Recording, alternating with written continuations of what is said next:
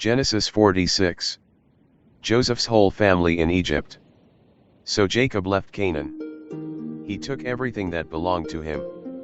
When he came to Beersheba, he offered sacrifices to God, the God of his father Isaac. During the night, God spoke to Israel in a dream. He said, "Jacob, Jacob." Jacob replied, "Yes, I am here." God said, "I am God. I am the God that your father worshipped. Do not be afraid to go to Egypt. Your descendants will be very many so that you become a great nation there. I will go with you to Egypt. I will also bring you back again. Joseph will be with you when you die." Then Jacob left Beersheba and he continued to travel. Jacob's sons took their father as well as their wives and children. They rode in the carts that Pharaoh had sent to take them to Egypt. They also took all their animals and everything that they had got in Canaan. In that way, Jacob and all his family went to Egypt. He took his sons and his grandsons, his daughters and granddaughters. He took all his family with him to Egypt. These are the names of the descendants of Israel who went to Egypt, that is, the sons of Jacob. Israel is the new name that God gave to Jacob. We call the descendants of Jacob Israelites. Jacob's 12 sons became the ancestors of the 12 tribes of Israel. Reuben was the firstborn son of Jacob. The sons of Reuben, Hanok, Palu, Hezron, and Carmi. The sons of Simeon, Jemuel, Jamin, Ahad, Jachin, Zohar, and Shaul the son of a Canaanite woman. The sons of Levi, Gershon, Kohat, and Merari. The sons of Judah, Er, Onan, Shelah, Perez, and Zerah, but Er and Onan died in the land of Canaan. The sons of Perez were Hezron and Hamel. The sons of Issachar, Tola, Puah, Jashub, and Shimron. The sons of Zebulun, Sered, Elon and Yaleel. These were the sons that Leah gave birth to in Paddan Aram. Jacob was their father. Leah also gave birth to a daughter, Dinah. These sons and daughters of Jacob were 33 in all. The sons of Gad, Zephon, Haggai, Shani, Esban, Eri, Arodi, and Areli. The sons of Asher, Imnah, Ishva, Ishvi and Beriah. Their sister was Sarah. The sons of Beriah were Heber and Machil. These were the children that Zilpah gave birth to. Jacob was their father. Leah gave Zilpah to Jacob as a wife. There were children in all. The sons of Jacob's wife Rachel, Joseph and Benjamin. Manasseh and Ephraim were born to Joseph in Egypt. Their mother was Asenath daughter of Potipharah, priest of On. The sons of Benjamin, Bela, Becher, Ashbel, Gera, Naaman, Ai, Rosh, Muppim, Huppim, and Ard. These were the sons of Rachel, born to Jacob. There were 14 in all.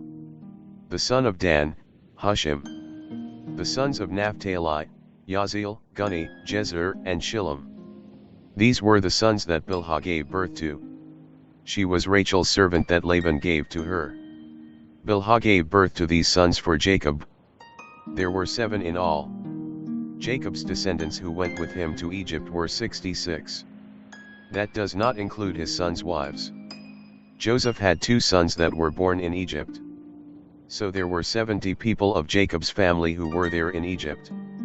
Then Jacob sent Judah to go to Joseph before he got there himself.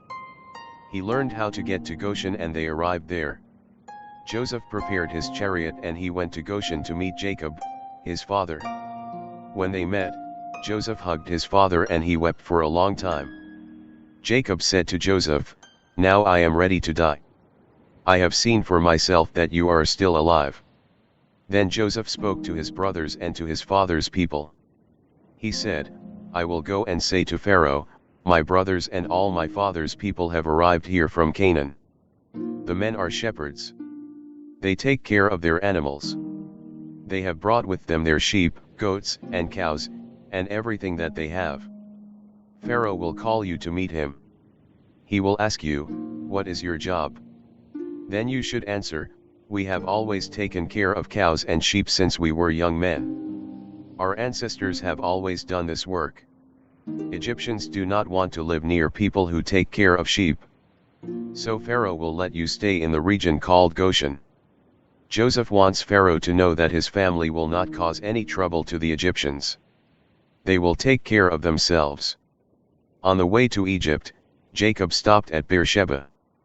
Beersheba was a special place for Jacob. There, God had spoken to his father, Isaac. Genesis 26:24. Isaac had gone to Beersheba because God told him not to go to Egypt. Genesis 26:2. But God's message to Jacob was different. In a dream, God spoke to Jacob. God told Jacob not to be afraid to go into Egypt. God had a plan for Jacob's family in Egypt. The chapter then contains a list of Jacob's sons and grandsons. The numbers are difficult to calculate, but the final figure is 70 people. This was a very large family. In time, the family would become a great nation. God had promised Abraham that Abraham would have very many descendants. Genesis 15:5. God made this promise before Abraham had his son. And Jacob was Abraham's grandson.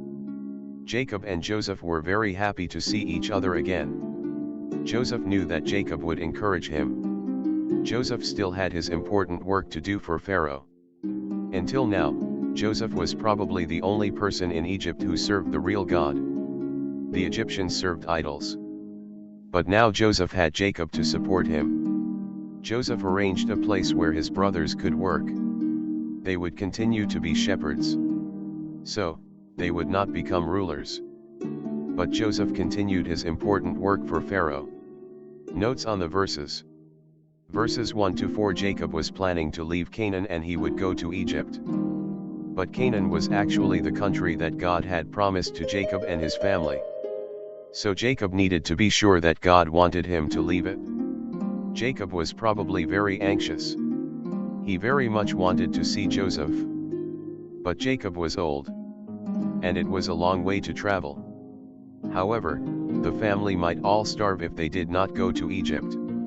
Jacob needed to know what God wanted. So, Jacob stopped in order to pray at Beersheba. That night, God spoke again to Jacob. God promised to make Jacob's family into a big nation in Egypt. Verse 3. Here God was not talking about Canaan, the country that he had promised to them. In Egypt, the family would not only stay alive, it would also grow. But God did not want the family always to live in Egypt. Centuries later, God would arrange for their descendants to return to Canaan. Verses 5-7. Jacob's family continued their journey. The weaker members of the family used the wagons that Pharaoh sent. They took everything that they owned. Verses 8-14. The writer gives a list of Leah's family first. He gives a list of her sons and grandsons. Leah was Jacob's first wife. Verse 15. Leah's sons include also her grandsons. But the 33 people here probably do not include Er and Onan. Those two grandsons had died already in Canaan. They did not go to Egypt. But without Er and Onan, there are still only 32 descendants. Those 32 include the daughter, called Dinah. So it is possible that the 33 people here include also Jacob, the father. Verses 16-18. These are the sons and grandsons of Jacob and Zilpah. Zilpah was Leah's maid. Zilpah became Jacob's concubine. Verses 19-22. These are the sons and grandsons of Jacob and Rachel. Rachel was Jacob's favorite wife. The list in this chapter contains Jacob's whole family. At that time Benjamin was probably too young to have 10 children. The writer mentions Benjamin's family here to make the list complete. Verses 22-25. These are the sons and grandsons of Jacob and Bilhah. Bilhah was Rachel's maid. Bilhah became Jacob's concubine. Verses 26-27. The 66 people in verse 26 were Jacob's sons, grandsons, and daughter. They went to Egypt with Jacob. Joseph and his 2 sons were already in Egypt. The 70 people in verse 27 include also them as well as Jacob himself. The number 70 in the Bible often has a special meaning. It means that something is complete. Verse 28. Judah had been the leader of the brothers when they sold Joseph. Here, he was the leader when they brought Joseph and Jacob together again. Verses 29 to 30. As soon as possible, Joseph went to see his father.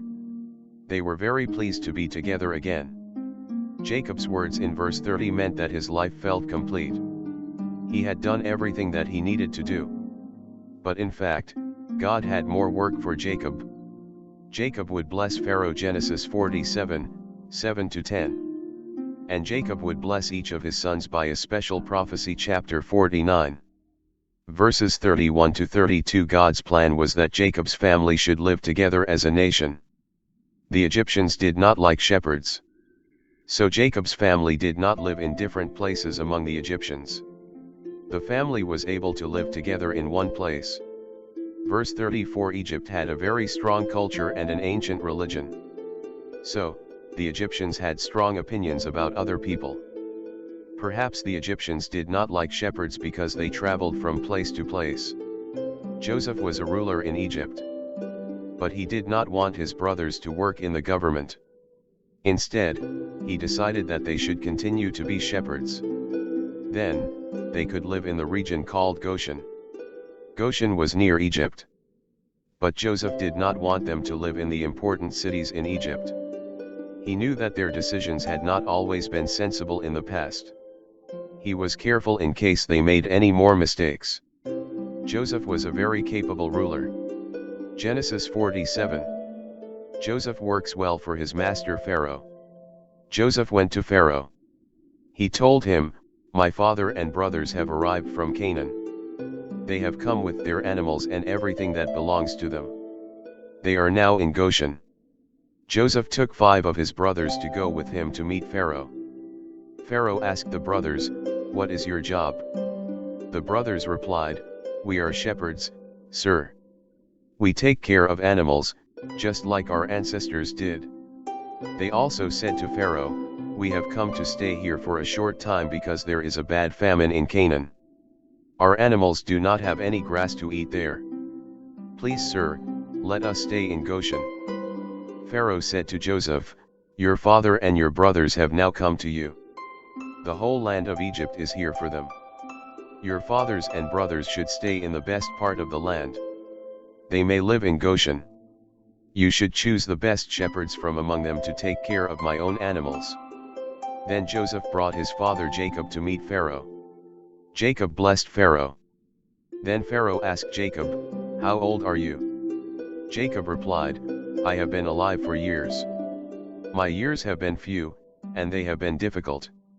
I have not lived for as long as my ancestors lived." Then Jacob blessed Pharaoh again and he left. Abraham lived for 175 years, Genesis 25, 7, and Isaac lived for 180 years, Genesis 35, 28. So, Joseph helped his father and his brothers to make their home in Egypt. He gave them a good place to live in the best region of Egypt. This was in the region that is now called Ramses. Joseph did for his family what Pharaoh had told him to do. Ramses is the Egyptian name for Goshen. Joseph also sent food to his father, his brothers, and all his father's people. He gave them enough food for themselves and all their children. But because the famine was bad, no food grew in all of Egypt. As a result, the people of Egypt and Canaan became hungry and weak. Joseph received money from the people when he sold food to them. He took all the money to Pharaoh's palace. Soon the people of Egypt and Canaan did not have any more money. All the Egyptians went to Joseph and they said, "Give us food to eat. If not, we will die. We do not have any more money." Joseph said to the people, "If you have no money, bring me your animals. I will give you food if you pay me with your animals instead of money." So the people brought their animals to Joseph. They brought horses, sheep, goats, cows, and donkeys. Joseph sold food to them in return for their animals. In that way, he sold enough food for them to eat that year. When that year finished, the people came to Joseph again. They said to him, "Sir, you know that we do not have any money. Our animals now belong to you. We have nothing left to give to you. We only have our land and our own bodies. Do not let us die here and now." Do not destroy our land. If you give food to us, we will pay you with ourselves and with our land. We will become Pharaoh's slaves. Our land will become Pharaoh's land. Give us grain to eat and seed to plant. Then we will not die. Our fields will not be empty. Joseph bought all the land in Egypt for Pharaoh. Because the famine was very bad, all the Egyptians sold their fields to buy food. So all the land now belonged to Pharaoh. Joseph made all the people become slaves, wherever they lived in Egypt. But Joseph did not buy the land which belonged to the priests. Pharaoh himself gave the priests enough food. So the priests did not have to sell their land. Joseph said to the people, "Now I have bought you and your land for Pharaoh. So I will give you some seed to plant in your fields. But when the plants are ready to eat, you must give 1/5 part to Pharaoh. You may keep the other 4 parts. You may keep it for seed to plant again and you may eat it. It will be food for you, for your people and for your children." The people said, "You have saved our lives. Because you have been kind to us, we agree to become Pharaoh's slaves." So Joseph made a law which everybody in Egypt has to obey. The law says that 1/5 of all food that people grow belongs to Pharaoh. Only the priest's land did not become Pharaoh's land. This law still has authority today. Still has authority today means that the law was still there when Genesis was written. The Israelites stayed in Egypt, in the region called Goshen. They had their own land there. They gave birth to many children so that they became very many people. Jacob lived in Egypt for 17 years. His whole life was 147 years. The time came for him to die.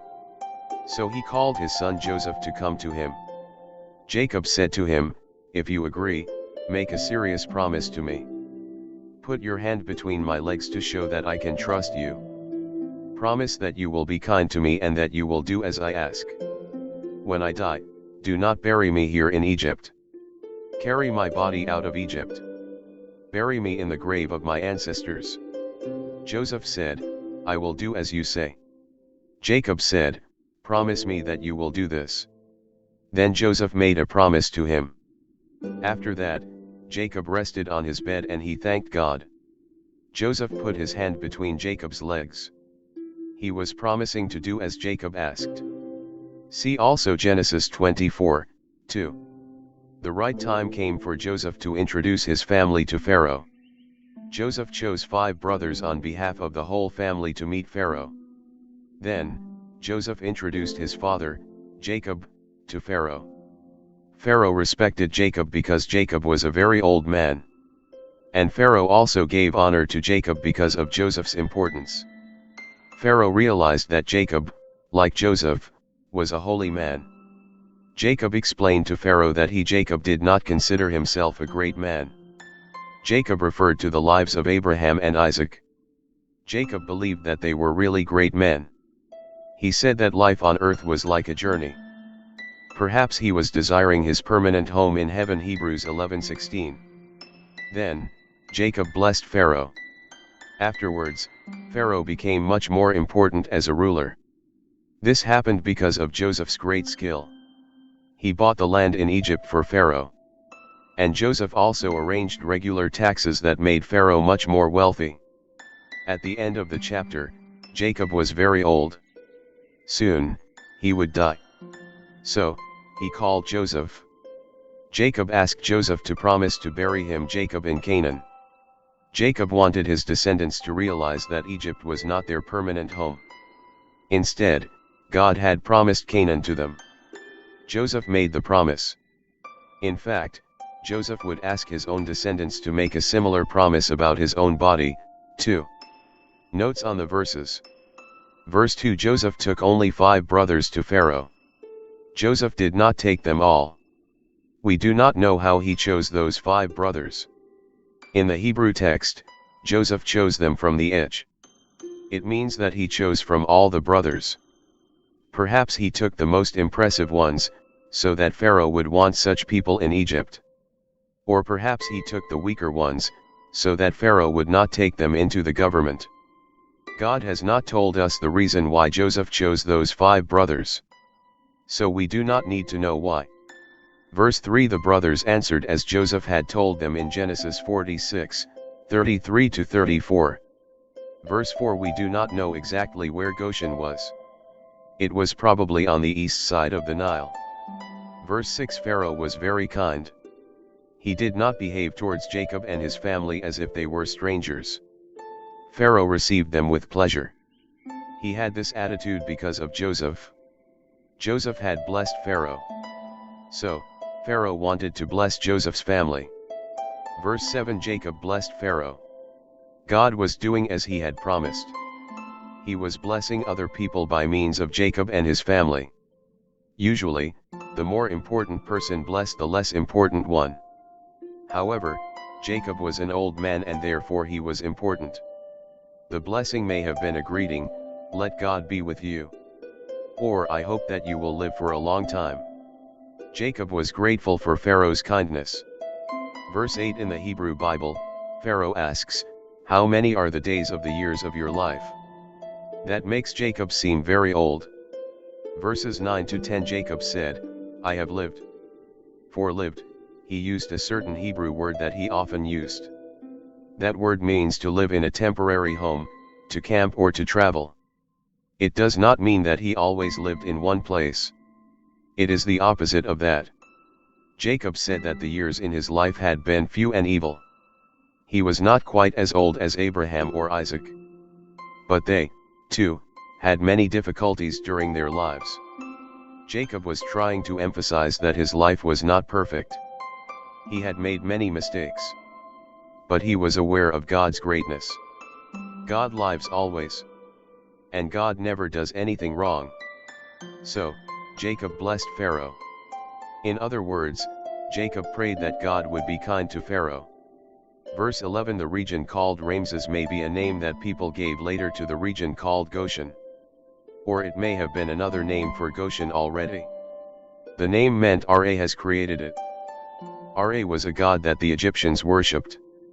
Verse 13 The famine would continue for 5 more years Genesis 45, 6. This was a very long famine. But Joseph had stored the excess food from the years before the famine began. Verses 14-15 Joseph was very honest. He was also a very good, careful official. At the start of the famine, people used money to pay for their food. But the people ran out of money to buy food. Verses 16-19 As the famine continued, people had no money to pay for their food. But Joseph was very wise. He fed the people so that they did not die. They paid for the corn with their animals verse 17. The people also paid with their land verse 20. And they paid with themselves, as they became slaves verse 21. They did it so that they did not owe anything to Joseph. Joseph also took good care of what belonged to Pharaoh, his master. Verses 20-24 After that, all the land belonged to Pharaoh. So then it was easier to make sure that people used it well. Then, there would not be frequent famines. It was not bad to be a slave. The master fed his slaves. Some slaves had important jobs. When Joseph was a slave, he had an important job with Potiphar. The people would have 4/5 of future harvests. So really, the effect was that the people were paying taxes. Verse 25 The people were not angry about Joseph's taxes. They knew that he saved their lives by his careful plans. So, they were grateful to Joseph and to Pharaoh. People respect governments that look after them carefully. Verse 26 In the Hebrew Bible, the writer says that Joseph's law remains at this day. This day means the day when the writer wrote the account. Verse 27 God did as he had promised. Jacob's family became rich and his sons had many children. Verse 28 Joseph lived with Jacob for 17 years before the brothers sold Joseph. Here, Jacob lived near Joseph for another 17 years. That was the last part of Jacob's life. Verses 29-30 Israel is Jacob's name as the head of the family. The family would become a nation called Israel. Before Jacob's request, he said, "Please be kind to me."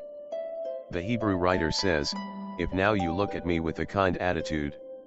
Jacob wanted people to take his body to Canaan when he died. That was the country that God had promised to him. So Jacob trusted that God would take the family back to Canaan. Jacob needed to remind his family that God would do that. Egypt was not their home. Verse 31, Joseph had to do what Jacob wanted. So Joseph needed to make a very serious promise. Joseph needed to be very careful to do that. We do not know exactly what this verse means. Jacob may have bowed because he was thanking God. Or he may have been very weak and tired. The Hebrew text may mean that Jacob leaned on the head of his stick. It may not have been the head of the bed. We know that Jacob was a weak old man. He was grateful to God that Jacob was content before his death. Genesis 48. Jacob blesses Joseph's sons. After some time, someone told Joseph, "Your father is ill." So, Joseph went to see Jacob and he took his 2 sons, Manasseh and Ephraim, with him. Someone told Jacob, "Your son Joseph has come to see you." Jacob's body became stronger and he sat up on the bed. Jacob said to Joseph, "God Almighty appeared to me at Luz, in Canaan. God blessed me there. He said to me, I am going to give you many children, so that your descendants are many. In that way, you will become the ancestor of many nations. I will give this land to you so that it belongs to your descendants forever." Jacob continued to say to Joseph, "You have 2 sons that were born to you in Egypt before I came here. They will become my own sons. Ephraim and Manasseh will be my sons, just as Reuben and Simeon are my sons.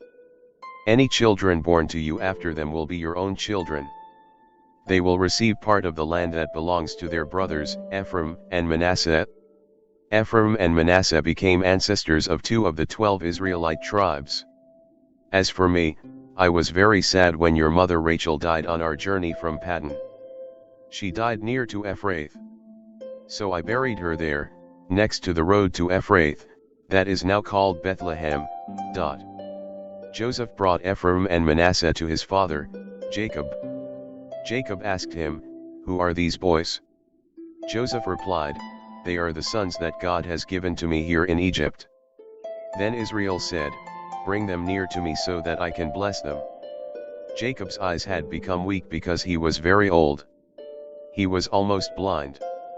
So Joseph brought his sons near to his father. His father kissed them and he hugged them. Jacob said to Joseph, "I never thought that I would see you again.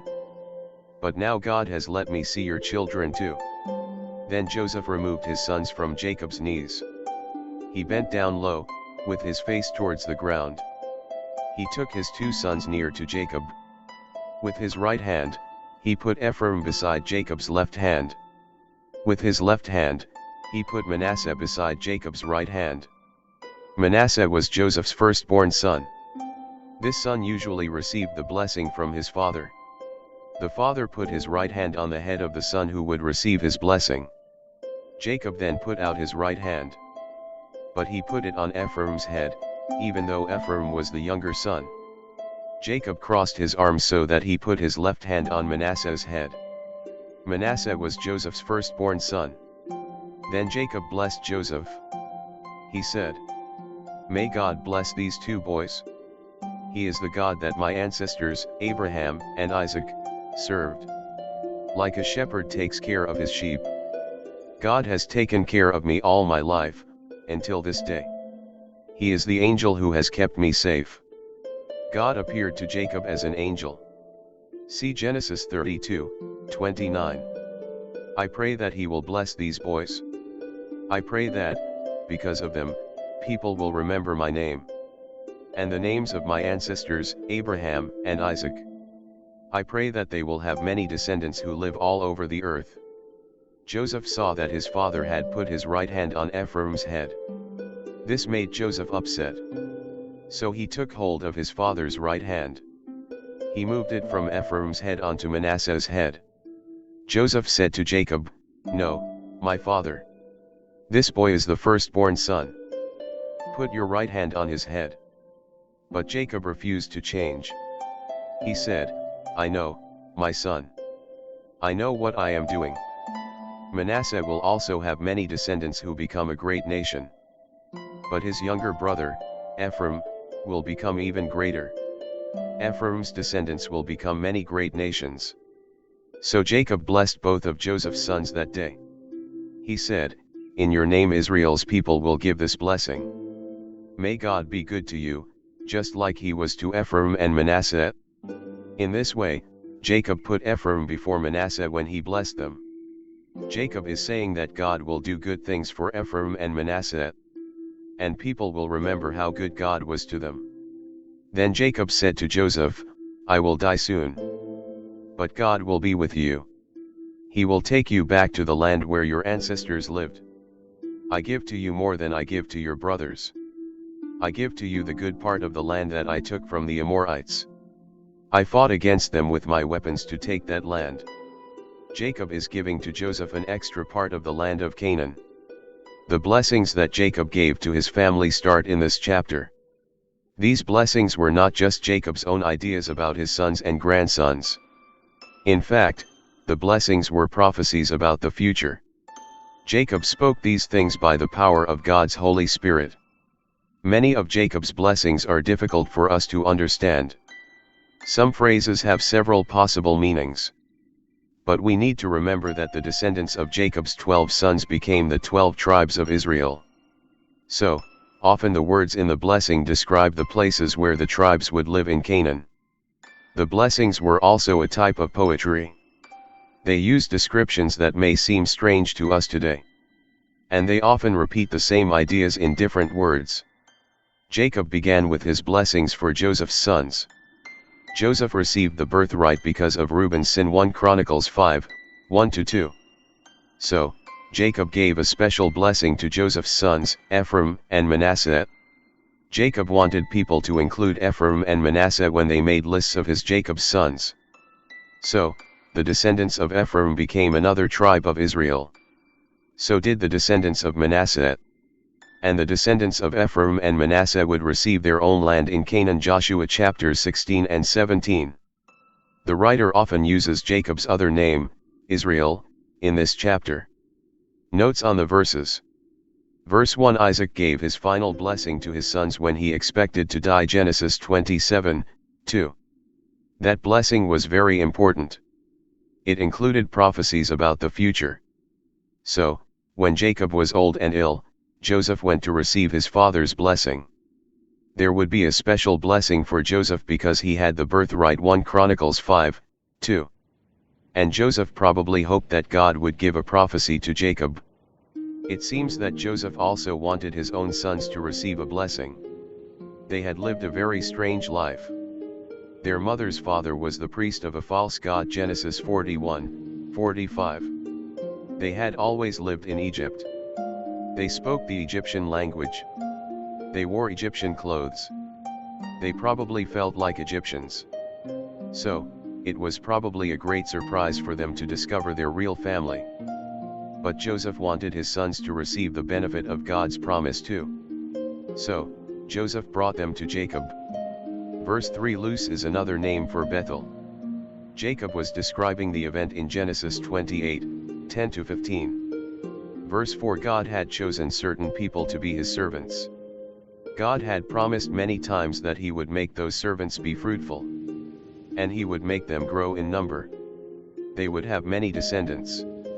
And their descendants would become a great nation. This was God's promise to Abraham and Isaac. God repeated this promise to Jacob at Bethel. And now Jacob's blessings would include prophecies with a relationship to this promise. God also promised that Jacob's descendants would rule Canaan. It was as if Jacob was passing out these promises to his sons. Jacob would soon die. But Jacob's sons would receive the benefit of these promises. Verse 5, Jacob chose a special way to show that Ephraim and Manasseh belonged to his family. Jacob adopted them. The descendants of all Jacob's sons became tribes. For example, there were a tribe of Reuben and a tribe of Simeon. And there were also a tribe of Ephraim and a tribe of Manasseh. Everybody knew that they belonged with Jacob's descendants. This was because Jacob adopted Ephraim and Manasseh. Although Manasseh was the oldest son, Jacob mentioned Ephraim first here. Again, God especially blessed the younger son. God had blessed Joseph similarly, although his brothers were older than him. Verse 6: Any other sons of Joseph would be part of the tribes called Ephraim and Manasseh, and they would share the land of those tribes. Verses 8 to 9: The words that Israel used here may have been special words. People often used such words when they adopted children. But perhaps Jacob was making sure whom he would soon bless. He probably remembered how he had made Isaac bless him. Verse 10: Some Bible students say that this was actually a ceremony. When people were adopting children, they kissed those children. And they hugged the children. It was part of that event. In any case, it was natural that a grandfather would do that. He was very eager to love Joseph's sons. Verse 11: Jacob and Joseph both knew that God had blessed them. Verse 12: We are not sure exactly where the grandsons were. They would not have been on Israel's knees. They were both over 17 years old. Maybe they went near Israel's knees because he was taking them into his family. It may have been part of that event. Look at Genesis 30:3. There, Rachel offered her maid to Jacob. In the Hebrew Bible, she did it so that she can have babies upon my knees. And even I can have children by means of her. In Egypt, Joseph was a more important man than Jacob was. Joseph bowed low because Jacob was old. And Jacob was dying. And Jacob was his father. Joseph showed honor to Jacob for those reasons. And Joseph also showed Jacob honor because Jacob was a holy man. Soon, like a priest, Jacob would bless his family. And he would give a prophecy from God. Verses 13 to 14: Jacob clearly knew which son was which. He did not make a mistake. As he gave his blessing, he was trusting God to guide him. Hebrews 11:21. Verses 15 to 16: When Jacob had blessed Joseph's sons, he blessed Joseph.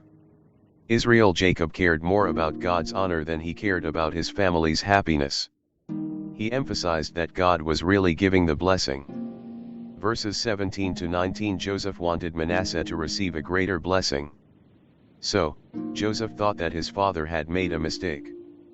But there was no mistake. Jacob knew what God wanted him to do. Verse 20: Israel will use your names to bless people. In this sentence, Israel means Israelites. But in other places here, it means Jacob. Verse 21: Jacob had not forgotten the country that God had promised to him. He had been away from it for 17 years. But he had not forgotten it. He wanted to remind his family that they should return there. Verse 22: Joseph had the birthright. Usually, the oldest son in the family received the birthright. But Reuben lost this right because of his evil behavior. The son with the birthright received a double share of his father's possessions. Of course, Joseph was very wealthy. He needed nothing more from his father. So, his father gave him some land in Canaan. It seems that this is the land in Genesis 33:19-20. See also John 4:5. This was a special place where Jacob built an altar. So, this gift would remind Joseph to pray. And it would also remind Joseph that, in the future, his descendants would return to Canaan. Chapter 33 says that Jacob bought this land. But this chapter says that he fought for it. We do not know when he fought such a battle. Maybe he had to fight in order to protect his family after his sons attacked Shechem. Genesis. Jacob blesses his sons. Then Jacob called for all his sons. He said, "Come here to me.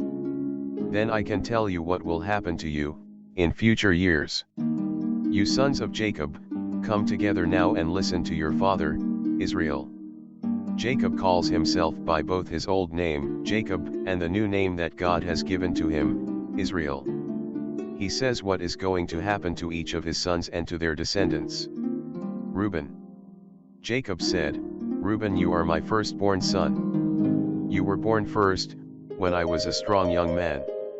Of all my sons, you are the most famous and the strongest. Yet you are as wild as the sea. You had sex with your father's slave wife. This bad thing brought me shame. So you will not become great. See Genesis 35:22. Simeon and Levi. Simeon and Levi are brothers. They use their swords as weapons to destroy people. See Genesis 34:26. I will not join them when they decide to do bad things. I will not meet with them. They have killed people when they are angry. They have hurt animals because it makes them happy. Their anger is so strong that God will curse them. Their anger makes them do cruel things. So God will curse them. I will make your descendants separate from one another. They will live all over the country of Israel. Judah. Judah, your brothers will praise you. You will win against your enemies. Your father's sons will bend down towards the ground in front of you. Judah is like a young lion who has eaten good food. He has eaten what he killed and now he rests. Nobody would want to try and wake him up. Judah's descendants will always rule as king. They will continue to hold the stick and the scepter that show the king's authority. They will do that until the man comes who truly has that authority. People from all nations will obey that king. King David was from the tribe of Judah, and so was Jesus Christ. Jesus is the true king who rules forever. A scepter is something that a king holds. Its shape is like a stick with a ball on the top. Judah will tie his young donkey to a vine. It will be a vine that has the best grapes. He will wash his clothes in the red wine that is made from those grapes. Vines were valuable plants in Old Testament times. Jacob is saying that Judah will be very rich. He will tie his donkey to the best of his valuable plants. He will wash his clothes in wine. He will be very rich. His eyes will become red because he drinks so much wine. His teeth will become white because he drinks so much milk. Jacob is saying that Judah will have plenty of everything. Zebulun. Zebulun will live by the shore of the sea. His town will be a safe place for ships to stay. His land will go as far as Sidon. Issachar. Issachar is like a strong donkey that is lying down between two of its bags. He will see that he has a good place to live, with good land. Then he will agree to work hard. He will work like a slave for other people. Jacob is saying that Issachar is strong. He is saying that he will work like a donkey. Donkeys carry heavy things in their bags. Issachar will work for other people, to get food and a nice place to stay. Dan. Dan will be a ruler for his people. His descendants will be equal with the other tribes of Israel. The tribe of Dan was a small tribe, but they had the same authority as all the other tribes. He will be small and dangerous, like a snake that lies beside the road. He will be like a snake that bites the legs of horses so that the riders fall off. I trust you to save me from trouble, Lord. Jacob prays for himself and then he continues. Gad. Robbers will attack Gad, but he will fight back against them. Asher. Asher will have much good food. It will be good enough for kings to eat. Naphtali. Naphtali is like a deer that runs freely and gives birth to beautiful babies. Joseph. Joseph is like a vine that has lots of fruit. It grows near a well and its branches go over a wall. Jacob means that Joseph's descendants will go and live all over the land. His enemies will attack him with arrows. But he will hold his own bow strongly. He will shoot his arrows well. The mighty one of Jacob will give Joseph strength. God, who is Israel's shepherd and rock, will help him. Mighty one means the God who is very strong. It is a name for the Lord God. Shepherd is also a name for God, and see Genesis 48:15. Rock of Israel means that God is strong and does not change. Jacob knows that God will continue to help Joseph. The Almighty God, the God of your father, will help you and he will bless you. He will give you rain that comes from the sky above. He will give you water that comes up from below the ground. He will cause you and your animals to give birth to many children. That is how God will bless you. The blessings that I, your father, give to you are great. They are greater than any good things that the old mountains or hills can give to you. They are special blessings for you, Joseph, because you are the leader of your brothers. Benjamin. Benjamin is like a hungry wolf.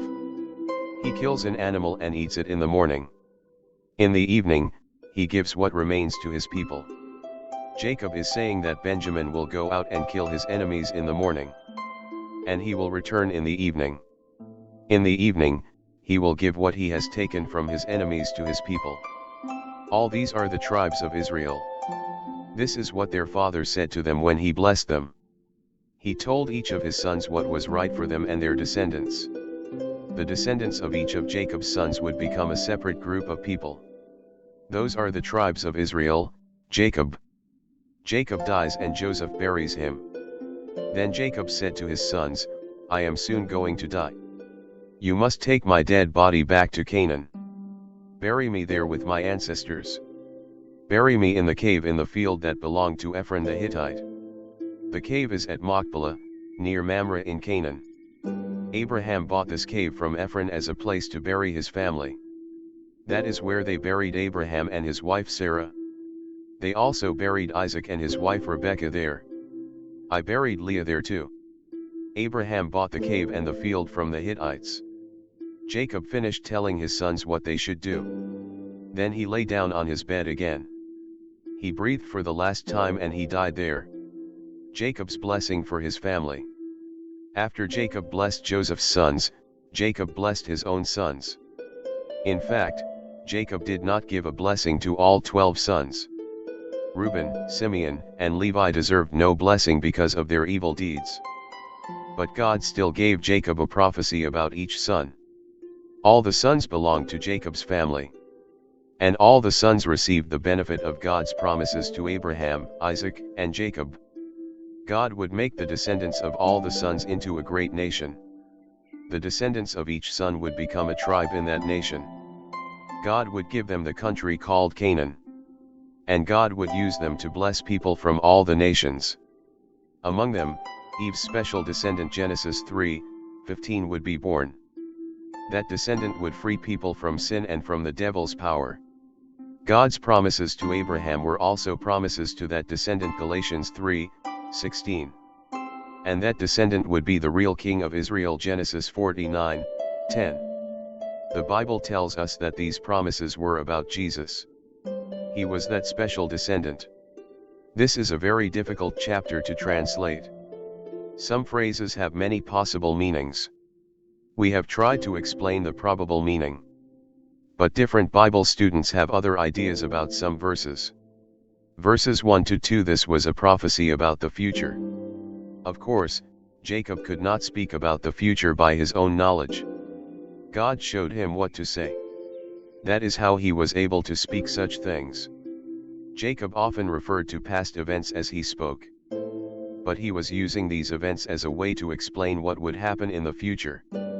He also used the names of some sons in a special way. The meanings of their names also helped to explain future events. These prophecies would not happen during the lives of Jacob's sons.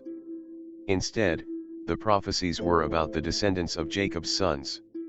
These descendants became the 12 tribes of Israel. The descendants of each son became a tribe. The prophecies were about the regions that each tribe would receive in Canaan. And they were about the work that each tribe would do. And sometimes they were about that tribe's troubles. Verses 3 to 4 People thought that the first son should become the head of the family after his father's death. So, Jacob had great hopes for Reuben.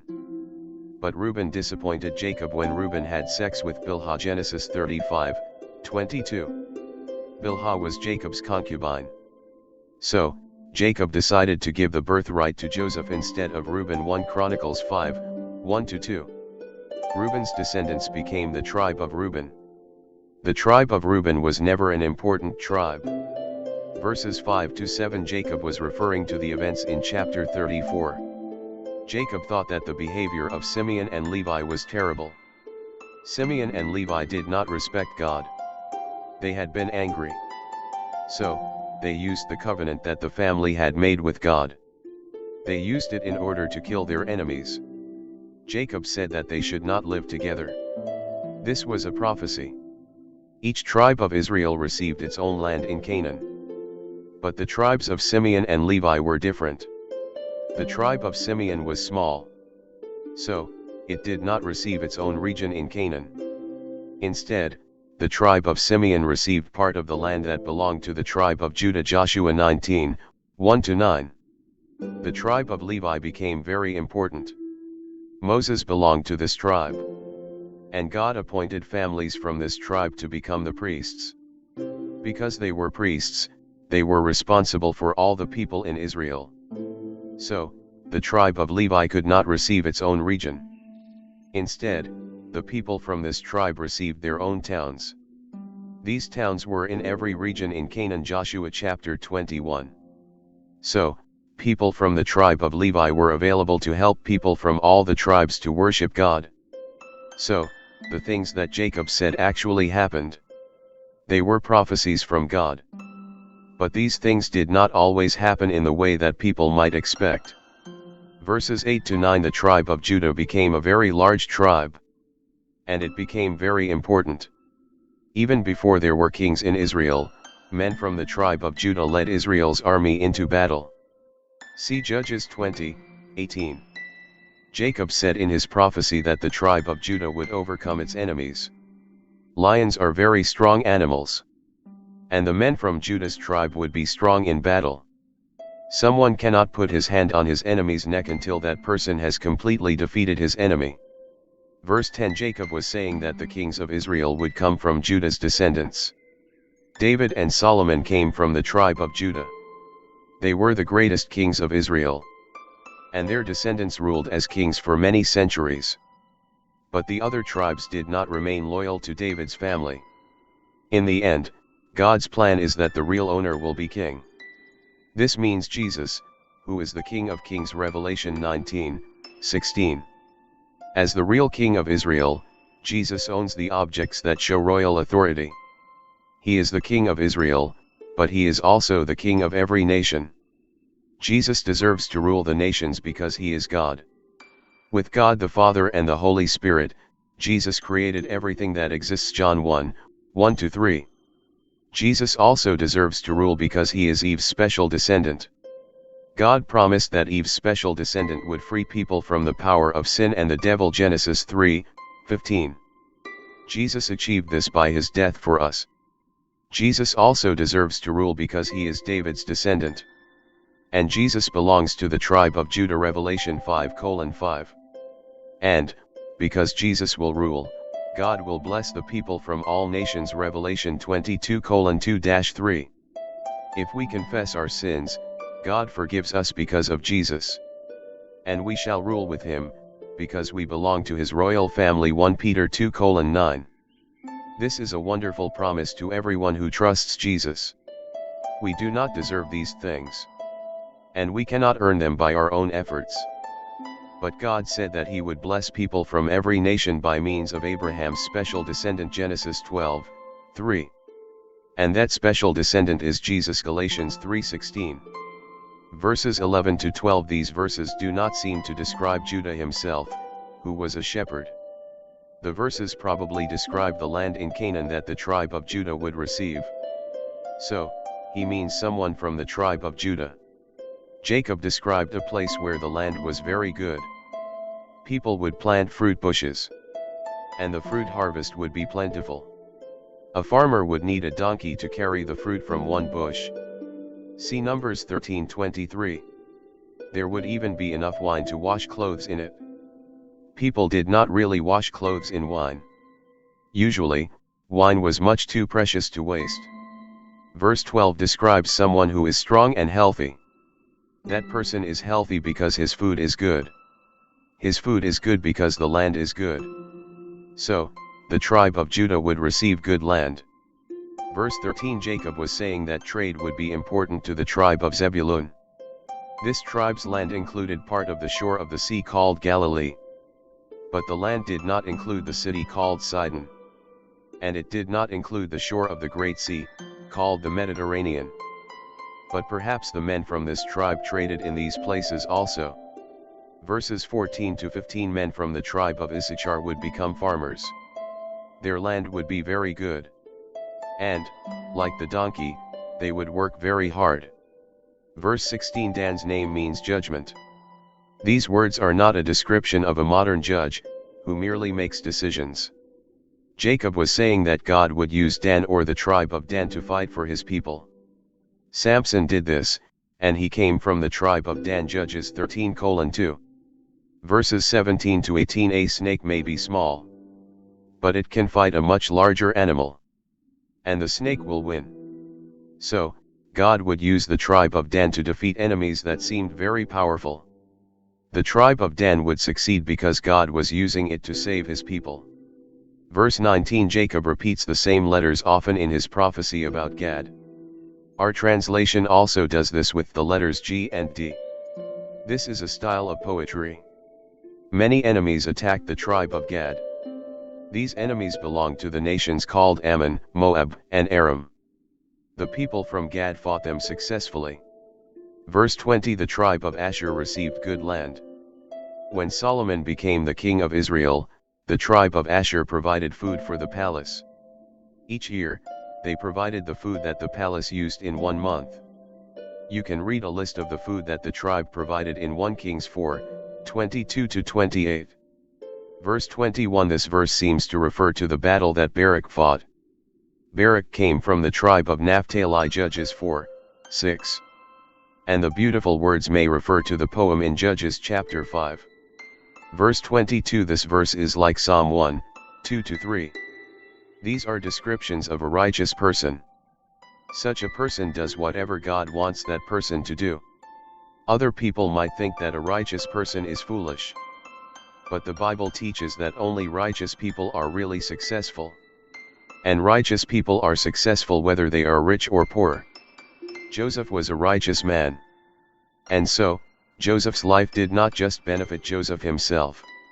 In fact, God blessed Pharaoh because of Joseph. God saved the lives of the Egyptians during the famine because of Joseph. And God helped Joseph's own family, because of Joseph.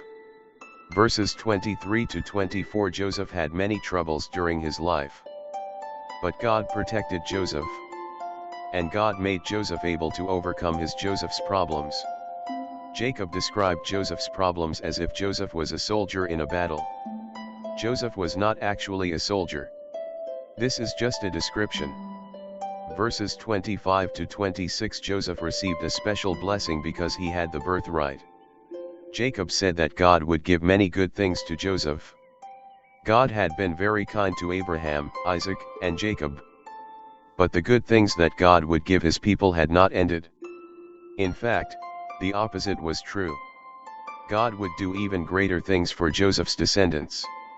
The son who had the birthright used to receive a double share of his father's possessions.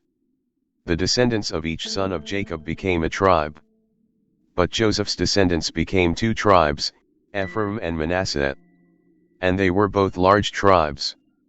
Verse 27 People from the tribe of Benjamin would have a tendency to fight. In Judges chapter 20, this attitude caused a terrible war between the tribe of Benjamin and the other tribes. The tribe of Benjamin refused to hand over criminals for punishment.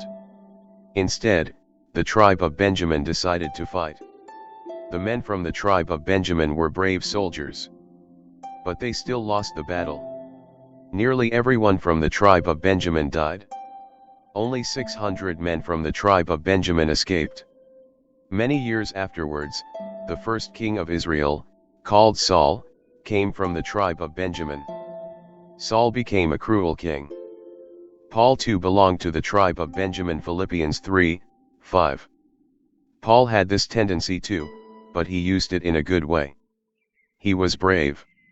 And he was not afraid to suffer. 2 Corinthians 11:23-29. Verse 28 This is the first time in Genesis when the writer writes about Israel's 12 tribes. Verse 29 Jacob told his sons that he was dying. He said, God will soon gather me to my people. Maybe he used these words to show that there is life after death. We do not know whether he did. Jacob may have meant only that his body would be with his dead relatives, verses 30 to 32. Jacob insisted that his sons should bury him in Canaan. Canaan was the country that God had promised to them. The sons needed to remember that their descendants would not always remain in Egypt. Genesis 50. Joseph bent down near his father's face. He wept over him and he kissed him. Then Joseph told some of his servants to take Jacob's body. They knew how to put special oil on the body so that it would not become spoiled. Joseph's servants did what he told them to do. The servants took care of the body for 70 days, which is the usual time. The Egyptians wept for days because of Jacob's death. The Egyptians were sad for 70 days means that they would show that they were sad. They did this when someone important died. Jacob was important in Egypt because he was Joseph's father. The time for them to weep came to an end. Joseph said to Pharaoh's officers, "If you agree, speak to Pharaoh for me. Tell him this, my father made me make a promise. He said, I am going to die soon. Bury me in the grave that I prepared for myself in Canaan. So please let me go and bury my father there. Then I will return." Pharaoh said, "Go and bury your father's body in the way that you promised him." So Joseph went to Canaan to bury his father. All Pharaoh's officers went with him. The important people who lived in Pharaoh's palace, as well as the important Egyptian officers, all went with Joseph. Everyone in Joseph's family also went with him. His brothers and their families went, but they did not take their young children or their animals. They left those in Goshen. Many soldiers also went with them. Some of them rode in chariots and some rode on horses. They came to Adad's threshing floor, near the river Jordan. They stayed there for 7 days to weep for the death of Jacob. They were very sad. The Canaanite people who lived near there saw how sad Joseph and his people were. So they gave Adad's threshing floor a different name. They called it Abel Mizraim. They said, "The Egyptians are showing that they are very sad because an important person has died." Abel Mizraim means Egyptians are sad. So Jacob's sons did what he had told them to do. They carried his body to Canaan. They buried him there in the cave, in the field at Machpelah, near Mamre. That is the cave that Abraham had bought from Ephron the Hittite. He had bought it as grave for him and for his family. When Joseph had buried his father, he returned to Egypt together with his brothers. Everyone who had gone to Canaan with him also returned to Egypt. Now Jacob was dead and Joseph's brothers became frightened. They said to each other, "We did a bad thing to Joseph. Now he will be angry and he will punish us for what we did." So they sent a message to Joseph. They said, "Your father said this to us before he died. He told us to say to you, 'Please forgive your brothers for the very bad thing that they did against you. They did a very cruel thing to you. So please forgive our sin. We are servants of your father's God.'" When Joseph received their message, he was very upset and he wept. His brothers came to see him. They bent down low to the ground in front of Joseph. They said to him, "We are your slaves." But Joseph said to them, "Do not be afraid of me. It is God who has the authority to punish people. I am not God. You decided to hurt me. But God caused a good thing to happen because of that. God brought me here to save the lives of many people. You can see how that has really happened. So do not be afraid. I will continue to take care of you. You and your children will receive what you need." In this way Joseph comforted them and he spoke kind words to them. Joseph dies. Joseph lived in Egypt, together with his father's family. He lived for 110 years. And he was still alive to see Ephraim's children and grandchildren. He also saw Machir's children. Machir was Manasseh's son. Jacob took Machir's children to be his own children. When Joseph died, Machir's children would receive what Joseph's own children received. Then Joseph said to his brothers, I am going to die soon. But God will come to you and he will help you. He will take you out of Egypt. He will take you back to the land that he promised to give to Abraham, Isaac, and Jacob. He also said, God will help you to leave Egypt. When that happens, you must carry my bones away from here. Joseph made the other sons of Israel promise that they would do that. So Joseph died when he was years old. They put special oil on his body so